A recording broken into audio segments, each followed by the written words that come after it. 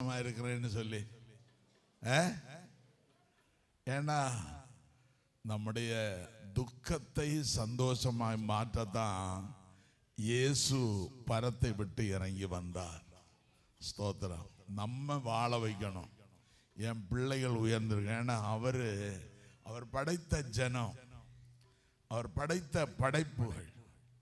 அதனால என் பிள்ளைகள் தாழ்வா இருக்கக்கூடாது, பாவத்தில் சாகக்கூடாது, சோதரம் அநியாயத்தில் பாவத்தில் அக்கிரமத்திலையும் நரகத்துக்கு போகக்கூடாதுன்னு சொல்லி ஆண்டவர் என்ன செய்தார்? பார்த்தாரு, என் பிள்ளைகளுக்காக நான் போறேன் என்று சொல்லி படைத்த தெய்வமே, உன்னதமான கடவுள் மனிதனாய் இறங்கி வந்தார். இறங்கி ஒரு குமாரன் என்று சொல்லி ஸ்தோத்திரம். பெத்லகேம் உள்ள மாட்டுக்கொட்டையில் தன்னை தாழ்த்தி தாழ்மை ரூபத்தோடு இயேசு என்று பிறந்தார். அந்த உன்னதமான தேவன் இந்த உலகத்தில் வந்ததுனால தான் உலகத்தில் உள்ள சாபமான இருள், பாவமான இருள், ஸ்தோத்திரம், எல்லாமே அந்த இருளின் அதிகாரம் கடந்து போனது. ஏன்னா இயேசு நித்திய வெளிச்சம், இயேசு பிரகாசிக்க செய்கிறவர். எந்த மனிதனையும் பிரகாசிக்க செய்ய வந்த மெய்யான ஒளி இயேசு. அப்போ நம்ம வாழ்க்கையில, நம்முடைய உள்ளத்துல இயேசு முழுமையாய் பிறந்திருக்கிறார் என்ற ஒரு நிச்சயம், விசுவாசம் நமக்குள்ள இருந்து நம்ம ஆண்டவருடைய பிள்ளைகளா காணப்படுவோம்னா, கண்டிப்பா இயேசு பிறந்த நாட்களில, வெளிப்பட்ட நாட்கள்ல தேவதூதன் சொன்ன அத்தனை ரகசியங்களும் அந்த வார்த்தை நம்ம வாழ்க்கையில பிரதிபலித்து கொண்டே இருக்கும். ஏன்னா அவன் என்ன சொன்னான்? ஆண்டவர் இயேசு இந்த உலகத்தில் வர்றதுக்கு முன்னாலேயும் சரி, ஸ்தோத்திரம், அவர் பிறந்த நாளில் சொன்ன, உங்களுக்கு ஒரு நற்செய்தி, இன்றைக்கு கர்த்தராய் இயேசு தாவீதின் ஊரில் பிறந்திருக்கிறார். தேவதன் சொல்றான், பயப்படாதிருங்க, எல்லாருக்கும் சந்தோஷம் உண்டாக்குற ஒரு நற்செய்தி, எல்லாருக்கும் சந்தோஷம், மிகுந்த சந்தோஷம். அந்த சந்தோஷத்தை நம்ம ஆண்டவரை விசுவாசிக்கும் பொழுது ஆண்டவர் கண்டிப்பா அந்த சந்தோஷத்தை நம்மளுடைய உள்ளத்திலையும், வாழ்க்கையிலையும், குடும்பத்திலையும், உங்க கையின் பிரயாசங்களிலேயும் அந்த சந்தோஷத்தை பிரதிபலிக்க ஆண்டவர் செய்வார். ஹல்லேலூயா, ஹல்லேலூயா, ஸ்தோத்திரம். தெய்வ சமூகத்தில் ஒரு சில குடும்பங்களை குறித்து கொஞ்சம் மனசு கொஞ்சம் வருத்தங்கள் உண்டு. ஏன்னா அவங்க வெளித்தோற்றத்துக்கு நம்ம மாதிரி எல்லாரும் மாதிரி வந்திருப்பாங்க, ஆனா உள் ரீதியாக மன உளைச்சலோடு கடந்து வந்திருப்பீங்க. என் அன்பு தெய்வ பிள்ளைகளே, இயேசு இந்த உலகத்தில் வந்த நோக்கத்தை உங்க குடும்பத்திலையும் நிறைவேற்றி நீங்களும் சந்தோஷமாயிருப்பீங்க. குடும்பமாய், ஆசீர்வாதமாய், பயப்படாதபடி ஆரோக்கியமாய் இருப்பீங்கன்னு சொல்லி மீண்டும் ஆண்டவருடைய வார்த்தையை கொண்டு உங்களை ஆசீர்வதிக்கிறேன். கர்த்தர் பெரிய காரியங்களை செய்வாராக. ஸ்தோத்திரம். எல்லாரும் யோவான் 1வது அதிகாரத்தை திருப்புங்க. அது ஒரு சில காரியங்களை மட்டும்.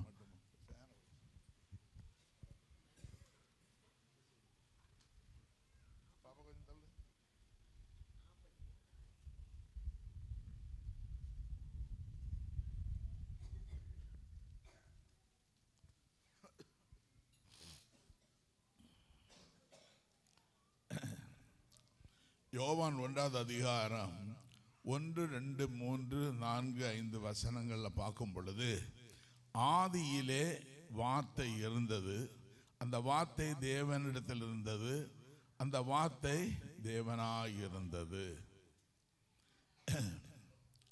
ஆண்டவருடைய காரியம், ஆண்டவருடைய பிறப்பு எப்படிப்பட்டது, அவர் எப்படி வந்தார், அவர் எப்படி எந்த ரூபத்தில் இருந்தார் என்பதை குறித்தெல்லாம் இந்த யோவான்ல கிளீனா இருக்கு. ஸ்தோத்திரம். இப்போ நம்ம தேவன் சடுதியாய் வெளிப்பட்ட தேவன் அல்ல. அவர் இருக்கிறவராகவே இருக்கிறேன் என்று சொன்னவர்.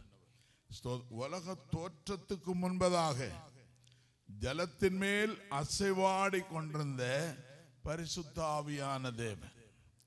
அவர் வார்த்தையினால் எல்லாவற்றையும் உருவாக்கி எல்லாவற்றையும் நல்லது என்று கண்டார். ஸ்தோத்திரம். மனுஷனை மட்டும் ஆண்டவர் என்ன செய்தாரு? கரத்தினால படைச்சார்.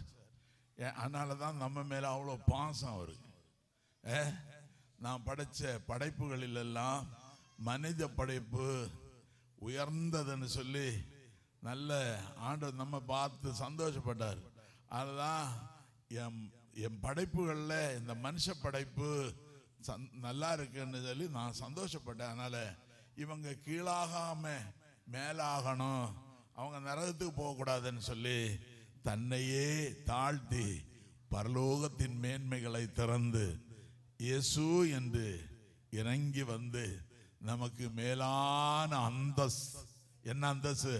ரட்சிப்பின் அந்தஸ்தை கொடுத்து அவர் நீதிமான். கர்த்தர் ஆண்டவராய் இயேசு நீதிமான்.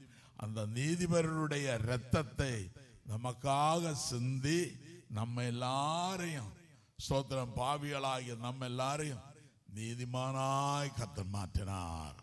அல்லேலூயா. அதுக்காக தான் இறங்கி வந்தார், சும்மா இல்லை. ஸ்தோத்திரம். நம்ம எல்லாரையும் நீதிமானா மாற்றணும், ரட்சிப்பை கொடுத்து அவருடைய ராஜ்யத்தில் அவரோடு கூட காணப்படணும்னு சொல்லி அந்த மேலான எண்ணம். எந்த தெய்வங்களுக்கும் எந்த விக்கிரகங்களுக்கும் மேலான எண்ணம் இல்லை. ஆனால் ஆண்டவராய் இயேசுக்கு மட்டும்தான் மேலான எண்ணம் உடையவர். அதனால்தான் நம்ம மேலே பாசம் வச்சு, இரக்கம் வைத்து, கிருபை வைத்து, அன்பு வைத்து பரத்தை விட்டு இறங்கி வந்தார். ரைட். இந்த வார்த்தை மாம்சமானது. அந்த மாம்சம் தேவன் என்று சொல்லி, குமாரன் என்று சொல்லி இறங்கி வந்தது. நல்ல கவனிங்க. பிதாவும் அவர்தான், இயேசுவும் அவர்தான், பரிசுத்த ஆவியும் அவர்தான். இப்ப இயேசு என்று சொல்லி உன்னதமான கடவுளே இறங்கி வந்தார். ஸ்தோத்திரம். அவர் நமக்கு அடிக்கப்பட்டு ரத்தம் சிந்தி மரித்து உயிர் தெழுந்து பரங்கேறி சென்றார். அவர் எந்த இடத்துல வந்தாரோ அதே இடத்துல போய் உட்கார்ந்தார். இப்போ அவருடைய ஆவியான நம்ம கூட இருக்கிறார். ஆவியான நம்ம கூட இருக்கிறார். இப்போ அந்த நம்ம தொழுது கொள்ளுகிறது ஆவியோடும் உண்மையோடும் முழு இருதயத்தோடும் ஆவியான தேவனை தொழுது கொண்டிருக்கிறோம். ஏன்னா இனி இயேசு மாம்சத்தில் வரமாட்டார். ஒரு தடவை தான் அவர் குழந்தை இயேசு என்று சொல்லி வெளிப்பட்டார். சோதரன் கீழே இறங்கி வர்றதுக்கு ஒரு சரீரம் தேவைப்பட்டது. அந்த நாட்கள் அந்த அம்மா சுத்தமா பரிசுத்தமா இருந்தாங்க. அதனால அந்த உன்னதமான கடவுள் இறங்கி வர்றதுக்கு அந்த கன்னி மரியம்மா சுத்தமா இருந்ததுனால தேவதூதன், தேவ சித்தத்தின்படி தேவதூதன் அவங்கள்ட்ட போய், கிருபை பெற்றவளே வாழ்க அப்படின்னு சொல்லி பரிசுத்த ஆவியானவர் நிழலிட்டு, அதாவது பரிசுத்த ஆவியானவர் கருத்தரித்து, நல்ல கவனிங்க, ஒரு மனுஷனுக்கும் மனுஷிக்கும் பிறந்த தெய்வம் அல்ல. கடவுள் ஆவியான தேவன். ஆவி மாம்சம், வார்த்தை மாம்சமாகி, ஸ்தோத்திரம், ஆவியானவர் நிழலிட்டு கர்ப்பவதியாகி, அந்த ஆவியானவர் 10 மாதம் முழு உருவமாகி முழு ஷேப்பாகி 10 மாதம் மரியம்மாவுடைய வயிற்றிலிருந்து பரிசுத்த ஆவியானவர் நன்றாக வளர்ந்து ஏற்ற நாளில் அந்த அம்மா ஒரு குழந்தையாய் பெற்றெடுத்தாங்க. அல்லேலூயா. நம்ம பரிசுத்த ஆவியை நம்ம பெற்றிருக்கிறோம். அந்த பரிசுத்த ஆவி நமக்குள்ள இருந்து வளரணுங்க, சும்மா இருக்க கூடாது.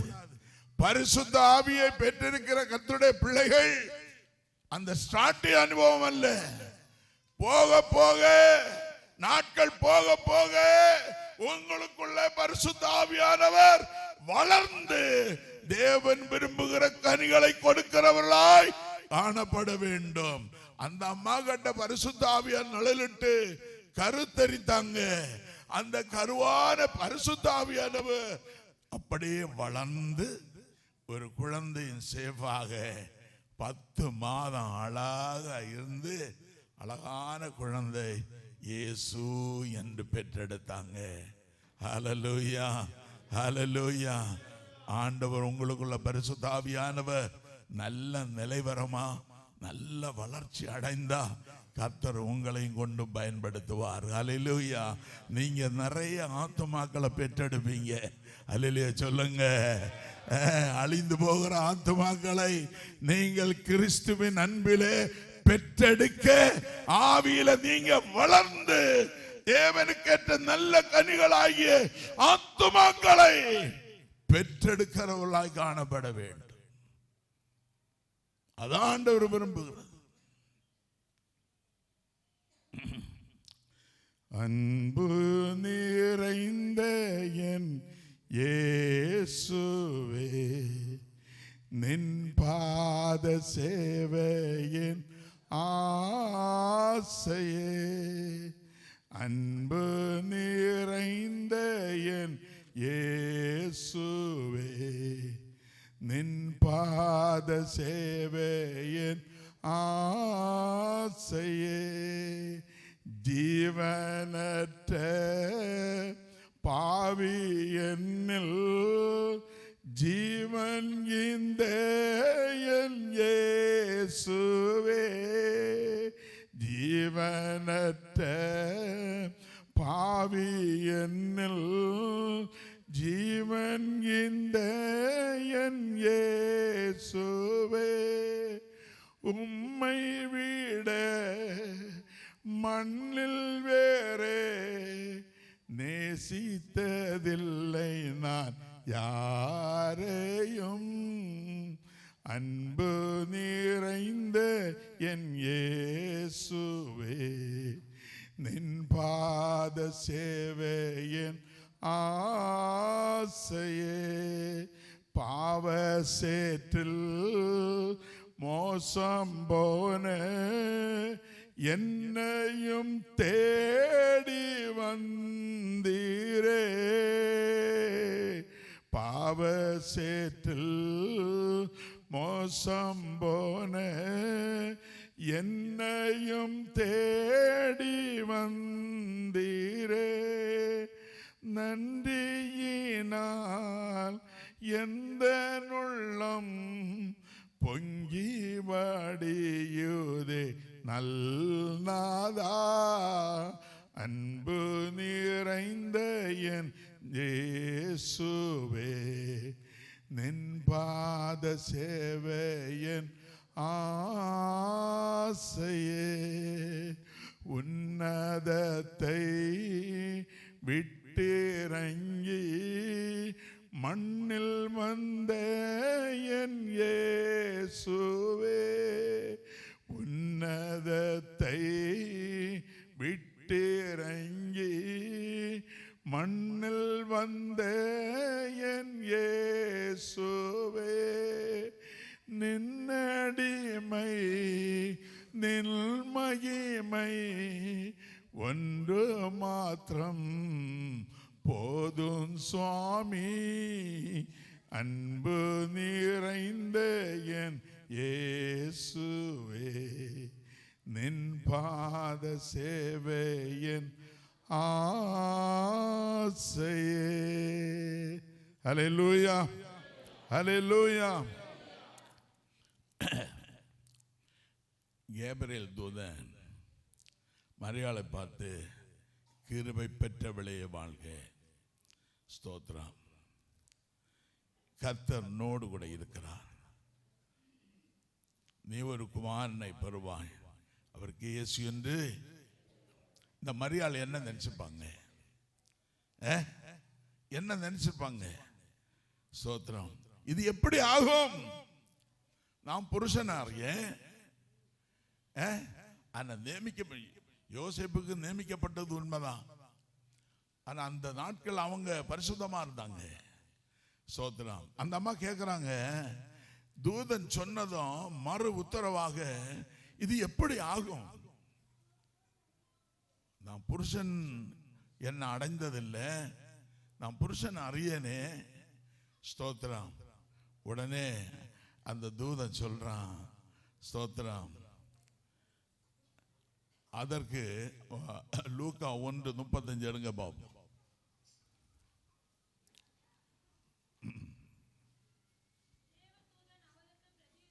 பிரதியுத்தரமாக பரிசுத்த ஆவி உன்மேல் வரும், உன்னதமானவருடைய பலன் உன்மேல் நிழலிடும். அப்போ அந்த பர்ஸ்ல உங்களோட என்ன சொன்னேன் நான், இது மனுஷனுக்கும் ஒரு மனுஷிக்கும் உறவுகளினால் உருவாக்கப்பட்ட குழந்தை அல்ல. பரிசுத்த தேவன், பரிசுத்த ஆவியானவரால் நிரப்பப்பட்டு நிழலிட்டு உருவாக்கப்பட்ட குழந்தை. அதனால அது தேவ குழந்தை, அது பரிசுத்தம் உள்ளது. ஸ்தோத்திரம். அந்த அம்மா பயந்தனால சொல்லிட்டாரு, தேவதூதன் சொல்லிட்டாரு, பயப்படாது பயப்படாது, தேவதூதன் நிழலிட்டு உனக்கு கர்ப்பத்தின் கனியானது, ஸ்தோத்திரம், அது தேவகுமாரன், அவர் உயர்ந்திருப்பார். தாவீது அவர் சிங்காசனத்தை உருவாக்கினவர், அவர் உயர்ந்த ஸ்தானத்தில் இருப்பார். பயப்படாது. அப்போ இதெல்லாம் வச்சு அவங்க கற்பனை பண்றாங்க. அப்போ ஒரு பெரிய தேவன் என் சரீரத்தில் உருவாயிருக்காரு அப்படின்னு சொல்லி அவ்வளோ ஒரு பெரிய சந்தோஷம் உண்டாயிற்று. என் அன்பு தேவ பிள்ளைகளை, இயேசுவை நம்ம மனதார ஏற்றுக்கொண்டேன்னா, மனதார விசுவாசித்து இயேசு என் உள்ளத்திலே பிறந்திருக்கிறார், உலகத்தில் பிறந்தாரு, அவர் என் உள்ளத்திலே வந்திருக்காரு, அதனால நான் சந்தோஷமா இருக்கிறேன்னு சொல்றவங்க கரங்களை உயர்த்தி அல்லேலூயா சொல்லுங்க. ஹல்லேலூயா, ஹல்லேலூயா, ஹல்லேலூயா. ஸ்தோத்திரம். லூக்கா 2வது அதிகாரம் 10, 11, 12 வசனங்கள் பார்ப்போ. தேவதூதன் அவர்களை நோக்கி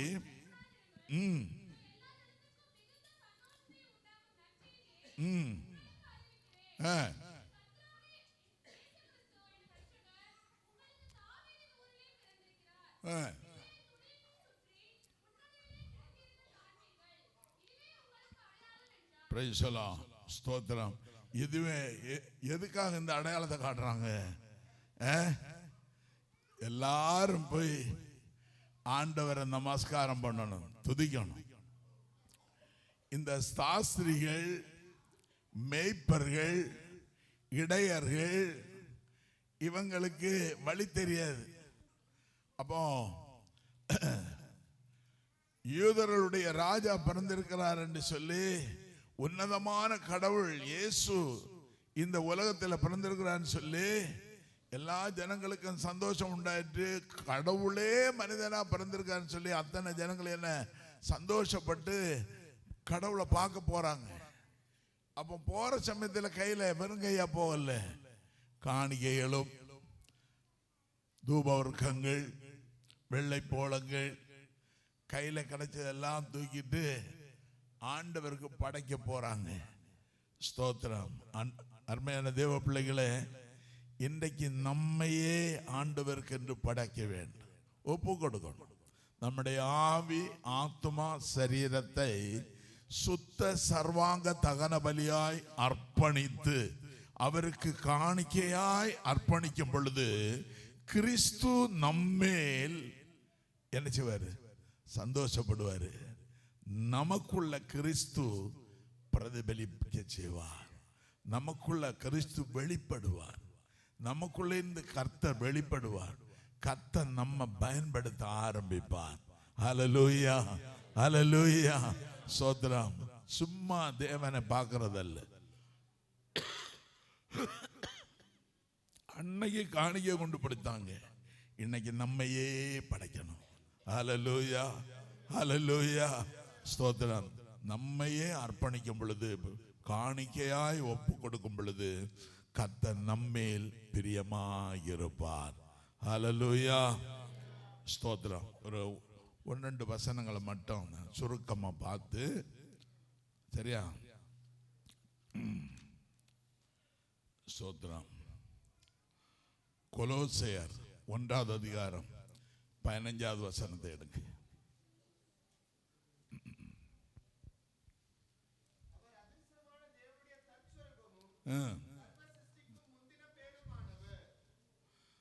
நம்முடைய தேவன் எப்படிப்பட்டவரா? எல்லாரும் அந்த வசனத்தை எடுங்க பார்ப்போம். கொலோசையர் 1ஆம் அதிகாரம் 15ஆவது வசனம். அவர் அதரச என்ன சொல்லப்பட்டிருக்கு? அதிரச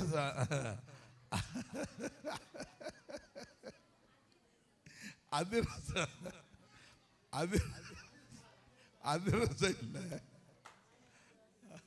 அவர் காணக்கூடாத தேவன்.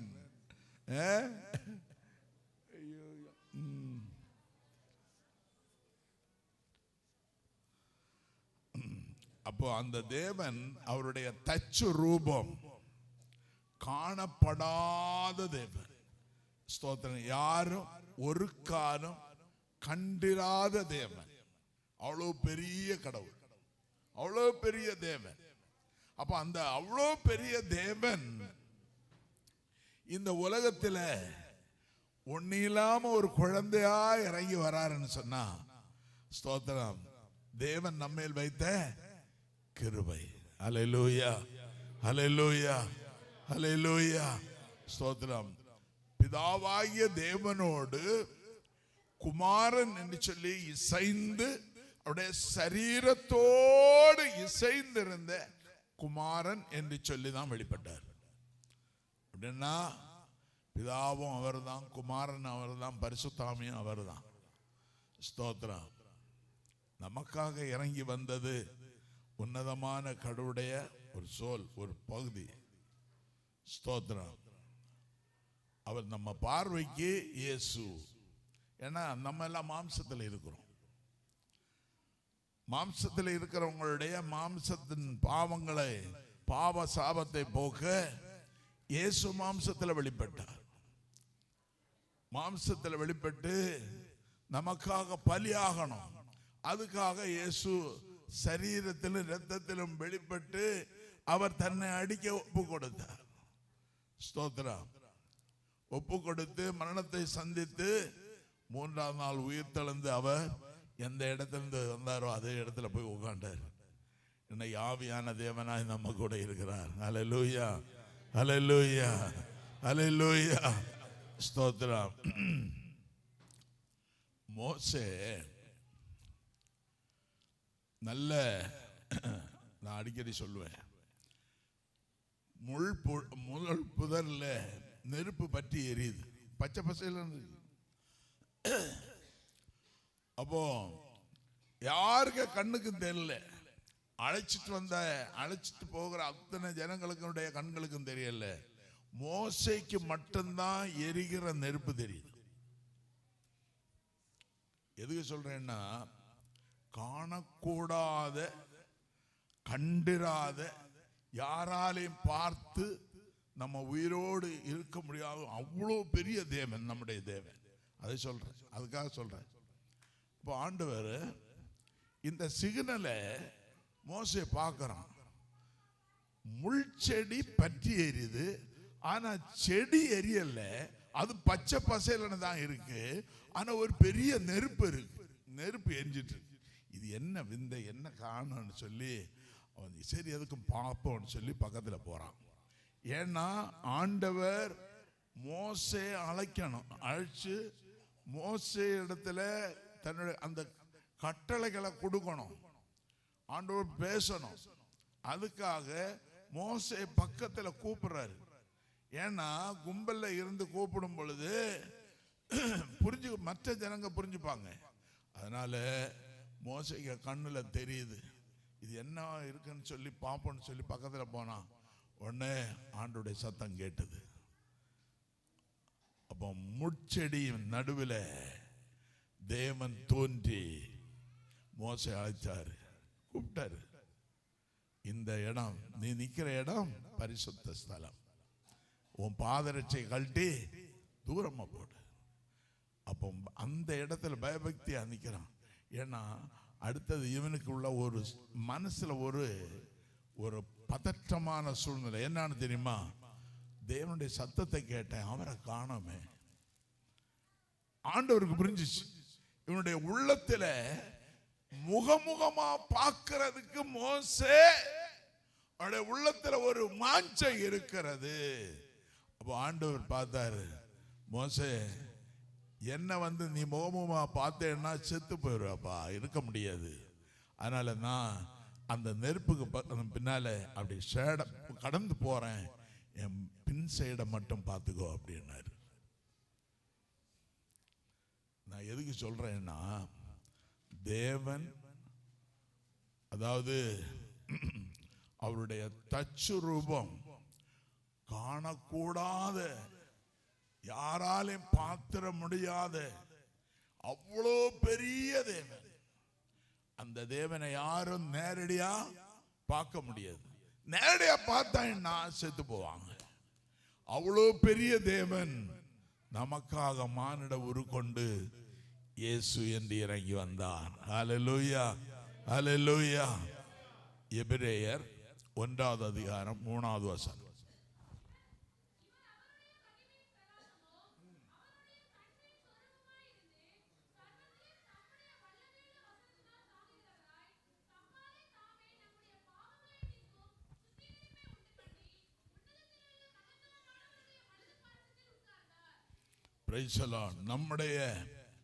நமக்காக அவர் வந்து நம்முடைய பாவங்கள் எல்லாவற்றையும் அவர் தாமே ஏற்றுக்கொண்டு துக்கங்களை சுமந்து அவர் தாமே தன்னை தாழ்த்தி மரணத்தை சந்தித்து அவர் 3ஆம் நாள் உயிர்த்தெழுந்து மீண்டும் எங்க போய் உட்கார்ந்தாரு? வலது பாசத்துல போய் உட்கார்ந்தாரு. ஸ்தோத்திரம். அந்த தேவன் தான் நம்முடைய தேவன். ஹல்லேலூயா. கல்லையும் மண்ணையும் சொருபங்களையும் அல்ல. நான் தாவீது சொல்றான், என் கர்த்தர் என் வலது பாசத்தில் வீற்றிருக்கிறபடியால் நான் அசைக்கப்படுவதில்லை. என் அன்பு தேவ பிள்ளையே, உன் பக்கத்தில் இயேசு இருக்கிறார். உன் பக்கத்தில் ஆவியான தேவன் உன்னோடு கூட இருக்கிறார். உன்னுடைய ஜெபம், வார்த்தை, உன் கண்ணீரை காணும்படி உன் கர்த்தர் உன் பக்கத்தில் இருக்கார். சாலமனை பார்த்து சும்மா சொன்னார் ஆண்டவர். ஆலயத்தை கட்டி அவர் ஜெபம் பண்ண ஆரம்பிச்சார். அக்கினியா இறங்கி வந்தார், பதில் கொடுத்தார். சாலமனோட ஆண்டவர் பேசினாரு, இந்த ஆலயத்தில் ஏறெடுத்து ஜெபிக்கிற அத்தனை ஜெபங்களுக்கு நான் பதில் கொடுப்பேன். உங்களை காணும்படி என் கண்கள் திறந்தவையா இருக்கும். ஜெபத்தை கேட்க என் காது கேட்டவையா இருக்கும், கவனித்ததா இருக்கும். அப்ப நான் என் கண்கள் திறந்தவையா இருக்குன்னு என்ன காரணம், என்ன சொன்ன, என்ன அதனுடைய டெபினிஷன் என்னன்னு தெரியுமா? கண்ணீரோடு ஜெபிக்கிற ஜெபத்தை, உன் கண்ணிலிருந்து விழுகிற உண்மையா கண்ணீர் விட்டு ஜெபிக்கிற அந்த ஜெபத்தை கர்த்தர் கேட்டு அவருடைய கண்களால் பார்த்து, ஐயோ என் மகளு, என் பிள்ளை, என் மகன் அழுகிறானே, அழுது ஜெபம் பண்றானே சொல்லி உடனே பதில் கொடுக்க என் செவி உனக்கு சாய்த்தவையாகி இருக்கும். ஹல்லேலூயா, ஹல்லேலூயா. அதனால ஸ்தோத்திரம், நம்முடைய தேவன் நம்ம பக்கத்துல தான் இருக்கார், தூரமா இல்லைங்க. உங்க ஜெபத்தை கேட்க உங்க பக்கத்துல இருக்கார். உனக்கு விரோதமாக எழும்பி வரும் சத்துருக்களை பெயர் சொல்லி அவைகளை நிர்மூலமாக்குற தேவ ஆவியானவர், கர்த்தருடைய வல்லமை நம்மோடு கூட இருக்கு. நமக்கு விரோதமாக எந்த தீய சக்தியை நிற்க முடியும். ஏன்னா அவரு உன்னதத்திலிருந்து இறங்கி வந்த கடவுளுங்க. சடுதியா தோன்றின பள்ளத்தாக்குல இருந்து தோண்டி எடுத்த சிலைகள் அல்ல, சிற்பிகளால் உருவாக்கப்பட்ட சிலைகள் அல்ல, மரங்களை செதுக்கி எடுத்த சிலைகள் அல்ல.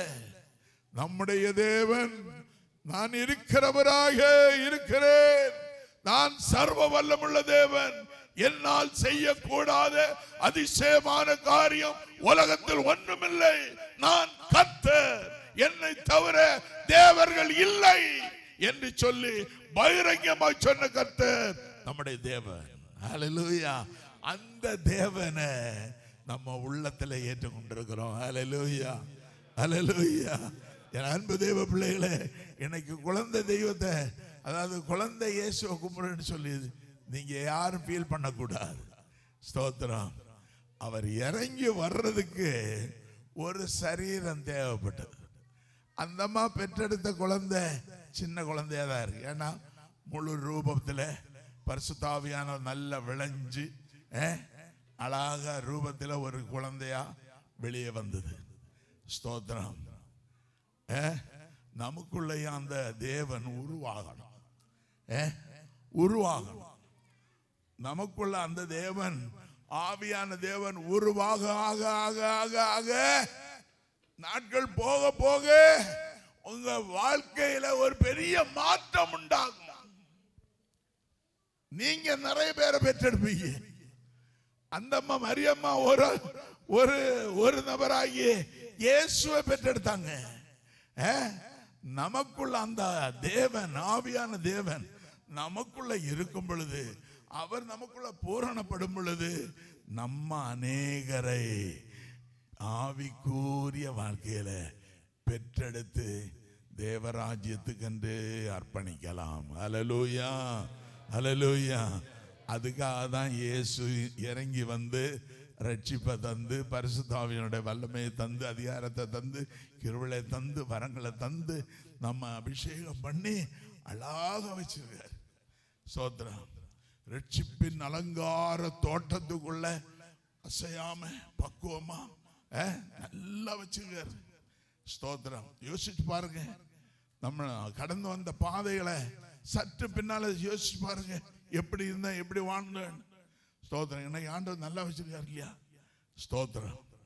நம்ம உயர்ந்த ஸ்தானத்தில் வச்சிருக்காரு. என் அன்பு தெய்வம் அவருடைய வெளிப்பாடை அதிகமாக ரிசீவ் பண்ண பண்ண பண்ண அன்பு நம்மை இழுத்து கொண்டே இருக்கும். அவரோடு சார்ந்திருக்கிற ஒரு நல்ல கிருபை ஆண்டவர் தருவார். ஹல்லேலூயா, ஹல்லேலூயா. ஒரே ஒரு வசனத்தை கூட படிச்சு விட்டுடலாம். ஏசாயா 9வது அதிகாரம் 6வது வசனம்.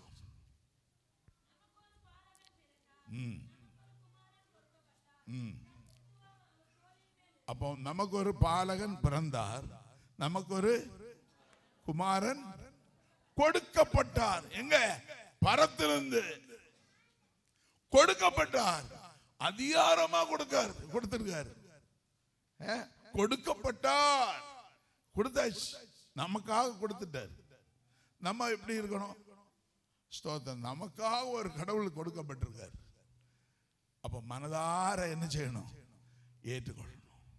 ஸ்தோத்திரம். வெளியரங்கமா ஸ்தோத்திரம். வெளியரங்கமான தோட்டம் இல்லை, உள்ளான இருதயத்தில் இயேசுவை முழுமையாய் விசுவாசித்து அவரை, ஆவியான தேவனை நம்ம உள்ளத்துக்குள்ள ஏற்றுக்கொண்டு செயல்படுவோமானால் தேவனை நாம் நமக்கு கொடுக்கப்பட்டார். அடுத்தது, அவர் நாமம், இயேசுவின் நாமம் அதிசயமானது. எல்லா நாமங்களை காட்டிலும் உலகத்தில் நிறைய நாமம் இருக்குங்க, நிறைய நாமம் இருக்கு. எல்லா நாமத்தை காட்டிலும் ஒரே ஒரு நாமம், இயேசுவின் நாமம். அந்த நாமம் தான் நமக்கு கொடுக்கப்பட்ட உன்னதமான தேவனுடைய நாமம். ஹல்லேலூயா. அடுத்தது என்ன? அவர் யாரு? ஒரே நாமம் தான், ஒரே தேவன், ஒரே நாமம் உடையவர். அவர் யாரு? ஆலோசனை கொடுக்கிறவர். நீ படுகொலியில போய் விழக்கூடாது, நரகத்துக்கு போக கூடாது.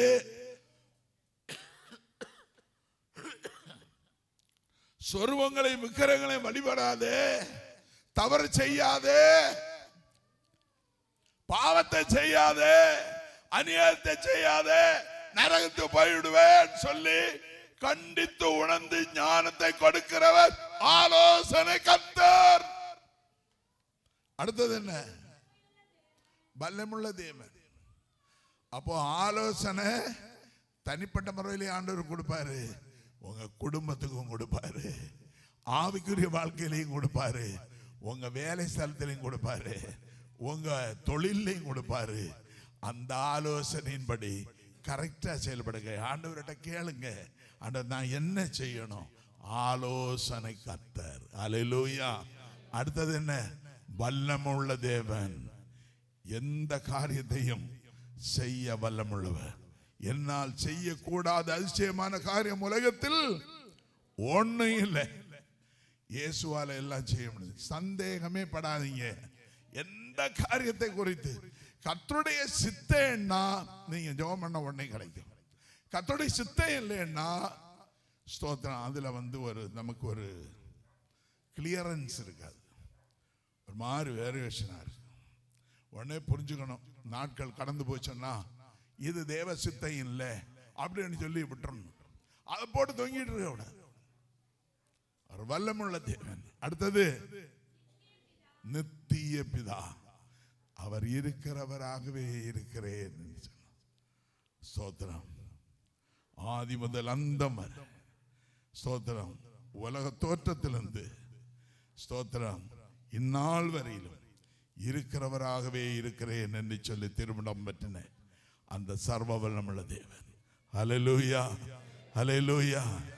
வல்லமுள்ள தேவன், நித்திய பிதா, சமாதான ஸ்தோத்திரம். மரித்தவனை எல்லாம் உயிரோட எழுப்பினார். எத்தனையோ வியாதிகளுக்கு சுகம் கொடுத்தாரு, குஷ்டரோகி சுகம் கொடுத்தாரு, எவ்வளவோ அற்புதங்களை செய்த, நன்மை செய்கிறவா சுற்றி தெரிந்தார். அவரை பிடிச்சு என்ன செய்தாங்க? சிலுவைக்கு ஒப்பு கொடுத்தாங்க. ஏன்னா அவர் ரத்தம் சிந்தலைன்னா நாம் எல்லாரும் கண்டிப்பா நீதிமானா மாற முடியாது. இன்னைக்கும் அவருடைய ரத்தத்தினாலதான் நீதிமான் என்று சொல்லப்படும். ஸ்தோத்திரம். நாமே நீதிமான் என்று சொல்லக்கூடாது, சொல்ல முடியாது. ஆனா இயேசுவின் ரத்தத்தினாலதான் நான் நீதிமான். ஸ்தோத்திரம். அப்போ வல்லமுள்ள தேவன், அற்புதங்களை அதிசயங்களை செய்கிறவர், நித்திய பிதா. அடுத்தது என்ன? ஆலோசனை கர்த்தர், சமாதான, கடைசியில சமாதான பிரபு. ஹல்லேலூயா, ஹல்லேலூயா. சமாதானத்தை தருகிறவர். உலகம் கொடுக்க கூடாத, உலகத்தாரால் எடுக்க முடியாத மெய் சமாதானத்தையும் சந்தோஷத்தையும் நான் உங்களுக்கு கொடுக்கிறேன். ஹல்லேலூயா. உலகம் கொடுக்க முடியாதுங்க. இன்னைக்கு ஜனங்க என்ன நினைக்கிறாங்க? சினிமா தியேட்டர் போனால் நல்ல கொஞ்சம் மணி நேரம் நிம்மதியா இருக்கலாம், போதை வசுகள் அடிச்சா கொஞ்ச நாள் நிம்மதியா இருக்கலாம். ஸ்தோத்திரம். பல இடங்களுக்கு போனா, இல்லைன்னா புண்ணிய ஸ்தலங்களுக்கு போனா நிம்மதியா இருக்கலாம், சமாதானம் கிடையாது. ஆண்டவர் என்ன சொன்னாரு?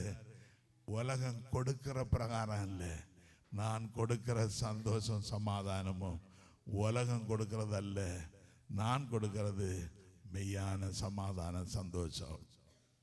அப்படிப்பட்ட சர்வ வல்லமுள்ள தேவன் நமக்காக தன்னையே அர்ப்பணித்து பரலோகத்தின் மேன்மைகளை திறந்து இயேசு என்று இறங்கி வந்தார். அவரை முழுமையாய் அண்டிக் கொண்டு விசுவாசத்தோடு ஏற்று அவரோடு சார்ந்திருப்போம். ஆண்டவருடைய வருகை சீக்கிரமா இருக்கிறது. அவருக்கு ஆயத்தப்படுங்கள். கர்த்தர் பெரிய காரியங்களை செய்வாராக. ஆமென். ஹல்லேலூயா. இப்பொழுது ப்ரோக்ராம்